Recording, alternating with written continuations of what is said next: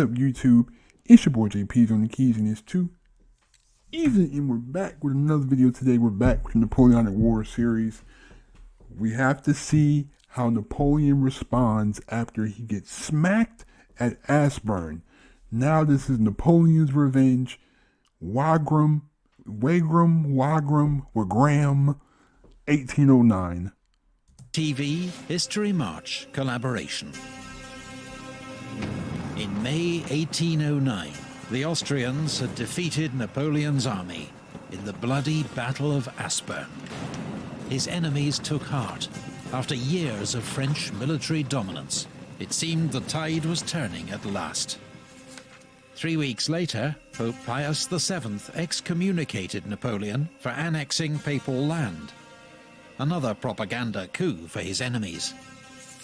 But in the wake of its victory, Austria hesitated, not sure whether to seek peace or continue the war, while Napoleon responded with a hurricane of activity. He summoned reinforcements to join him near Vienna. The Army of Italy, under his stepson Eugène de Beauharnais, and 11th Corps under Marshal Marmont, who'd together driven Archduke John's Austrian army out of North Italy. See, I can understand the way Austria was thinking, but you can't give them a chance to regroup. My thing is, if you've already beat them, you have sort of a blueprint to how you can beat Napoleon. So you keep going. You don't expect one battle to be like, oh my God. I guess they thought one battle would destroy their morale so much that we're just going to seek peace and surrender. You have to you got to think like better. You have to keep the onslaught going. You know what I mean? You can't just sit there and not take action. I mean, I understand I understand being hesitant about that, but at that point, you have to make a swift decision. You know what I mean? You can't give him time to regroup his army and gather up some more allies and come back with a full force. As well as Marshal Bernadotte's Saxon 9th Corps. Napoleon's army grew from 90,000 to a massive 164,000 men and 544 guns. Jeez. To take on Charles's army of 128,000 and 414 guns. That's a lot of men. 6 weeks after his first attempt had ended in defeat, Napoleon ordered his army to cross the river once more. This time, his engineers had built solid bridges across the Danube to ensure there was no repeat of the disasters of Aspern. For the French army, Napoleon declared, the Danube no longer exists. The stage was set for the largest battle yet seen in European history. If you think our Napoleon series has made you a master of tactics and strategy, put your skills to the test in Vikings War of Clans. Generous sponsor. Okay, I see y'all with the plug, with the advertisement plug. Yo, y'all, these games need to hit me. Vikings, War, Clans, Raid, Shadow Legends, whatever game. Please hit me. I will gladly advertise your game in my video for... Hit me. I need to know how I can contact these companies so I can get some... Hey, can I get some plugs? Give me some sponsors, you know. Let me get a little sponsor. You know. It's like, nah. I mean, yeah, I would like a sponsor, though. I'm not going to lie to you. Of this video. Napoleon's rules of concentration of force and decisive action will serve you well as you battle for dominance alongside up to 3 million other users in a single event. This is highly addictive military and resource-based mayhem that caters for many styles of play. Build yourself a medieval Maginot line and await enemy assault, or play like Napoleon and launch your own Berserker Blitzkrieg before the enemy knows you're coming. Use the link in the video description to download Vikings for free, support the channel, and get a special bonus of 200 gold coins and a protective shield that may just save your life. Thanks again to Vikings War of Clans for supporting this video.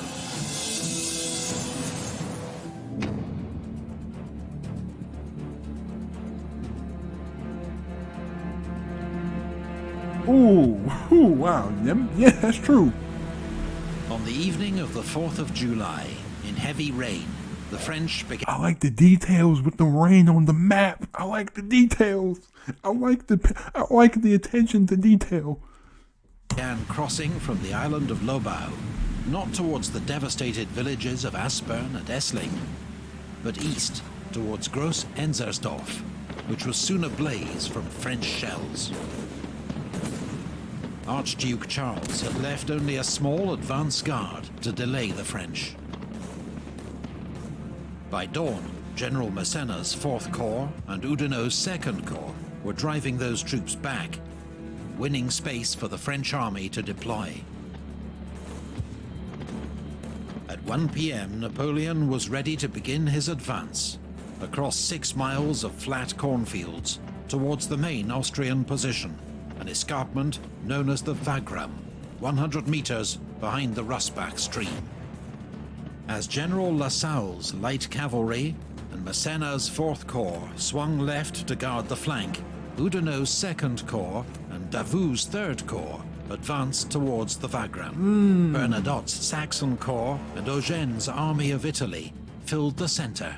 Yo, it's like they're coming with all directions. Like we have an offensive coming from every way. Like that, I like that. I like that strategy though. You have an offensive coming from every way, so there's no way you can get outflanked because you got soldiers guarding every side of you. At 6 p.m, unsure of the enemy's strength, Napoleon ordered a full-scale assault against the Wagram plateau. But his troops met determined Austrian resistance along the line. By dusk, the Saxon 9th Corps had pushed into the village of Deutsch Wagram. The Saxon infantry wore white uniforms, like the Austrians, and as darkness fell, were mistaken for the enemy and fired on by friendly units. Oh, the Saxons panicked and fled with heavy losses. Napoleon's attempt at a quick breakthrough had failed. That night, both armies slept in the open, while Charles and Napoleon planned their next moves.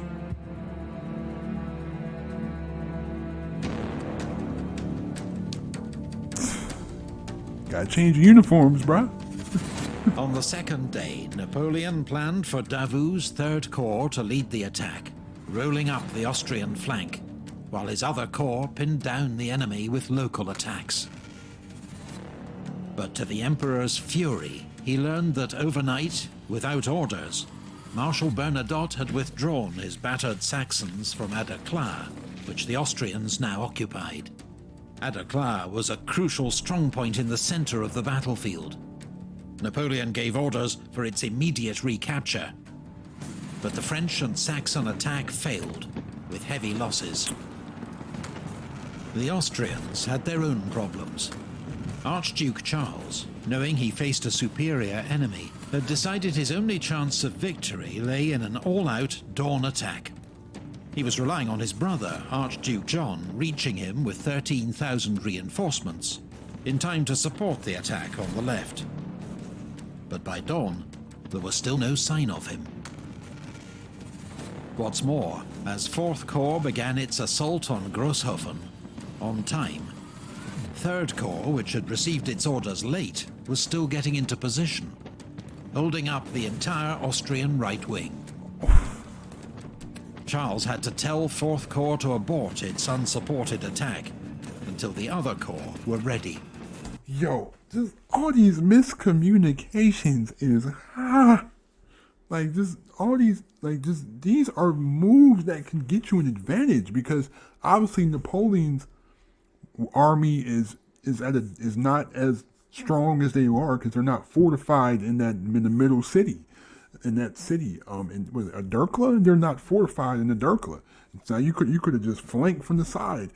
Like, just this miscommunication by the Austrians is really costing them, because Napoleon is making mistakes as well. It's not like Napoleon is making mistakes and they're not capitalizing on the mistakes. They just make their own mistakes to further dig themselves in a hole. Like, With the Austrians paralyzed by delays, at 10 a.m., Davout began his attack. A fierce infantry battle erupted in the village of Markgraf Neusiedl, while in the fields, dragoons and hussars fought a giant whirling cavalry battle, as each side tried to outflank the other. Davout's corps took the village, though they couldn't stop the Austrians withdrawing to a strong new position on the Wagram escarpment. Meanwhile, a serious threat had developed to Napoleon's left flank and rear. Klenau's 6th Corps had driven back the outnumbered French, with some units advancing as far as Essling, dangerously close to Napoleon's vital river crossings.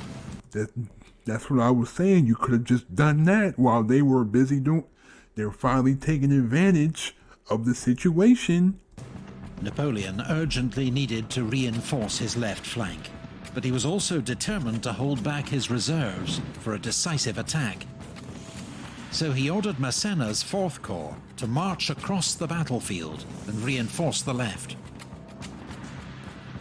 A huge redeployment like this, right in front of the enemy, was high risk. So Marshal Bessières was ordered to lead a cavalry attack straight against the enemy center. Casualties were high. Even Marshal Bessières had his horse killed under him, to the alarm of his men. But the enemy was kept busy, while 4th Corps completed its redeployment and forced Klenau's corps to fall back. Ooh, smart move, smart move. Very smart move. Dang, he said any trooper who isn't dead by 30 is a coward, and I don't anticipate exceeding that length of... Wow, they just knew that they weren't going to live that long. That's... wow. Like, I feel like once you have that attitude in life, like, everything else just becomes, like, non-existent. Like, you don't care. Once you don't care about life, once you don't care about living anymore, like, at that point, you're just reckless. Like, wow. Died age 33. Well, you the irony. Napoleon now assembled a grand battery of more than 80 cannon in the center of the battlefield. This was one of Napoleon's trademark tactics, the concentration of artillery to blast the enemy line and pave the way for a decisive French attack. The Grand Battery fired an estimated 15,000 rounds, setting light to the cornfields. Around 1 p.m., Napoleon ordered a general attack. As Davout continued to batter at the enemy flank, 4th Corps would advance on the left, 2nd Corps on the right, while in the center, General MacDonald would lead forward 8,000 men of the Army of Italy, formed up in a giant three-sided square to secure his flanks. But despite the terrible French cannonade, Austrian 3rd Corps and Grenadiers of the Reserve met the French advance with torrential fire. MacDonald's giant square was cut to pieces, its men mowed down en masse by cannon fire, and the attack stalled. But the Austrian army, battered by relentless French attacks, was near breaking point. Every part of the line was under pressure from the French. Archduke Charles, determined above all to keep his army intact, ordered a retreat. Another the retreat. Austrian withdrawal was disciplined and well executed. Napoleon had his victory. But his army was also so shattered by fatigue and heavy losses, it was unable to launch any effective pursuit.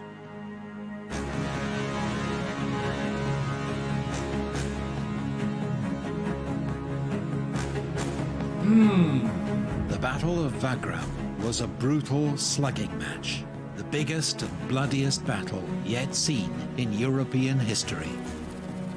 French victory came at unprecedented cost. An estimated 37,500 casualties against 41,500 Austrian. 4 days later, French troops caught up with the retreating Austrians at Znaim.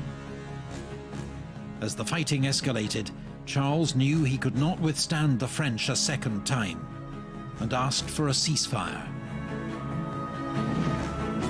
But he had not consulted his older brother, Emperor Francis, who was furious when he heard the news, not least because long-awaited British support was finally on the way. 3 weeks after the Battle of Znaim, the largest amphibious force Britain had ever assembled, 35 ships of the line and 39,000 troops, landed at Walcheren Island on the Scheldt estuary. Its aim was to destroy French shipping and naval stores. But following the successful bombardment and capture of Vlissingen, British commanders let the initiative slip from their grasp. Their force was bottled up by French troops on the marshy Dutch coast, where it was decimated by fever and dysentery. About 4,000... That's a bad way to die from dysentery. That's a terrible way to die. Died. Many more became permanent invalids.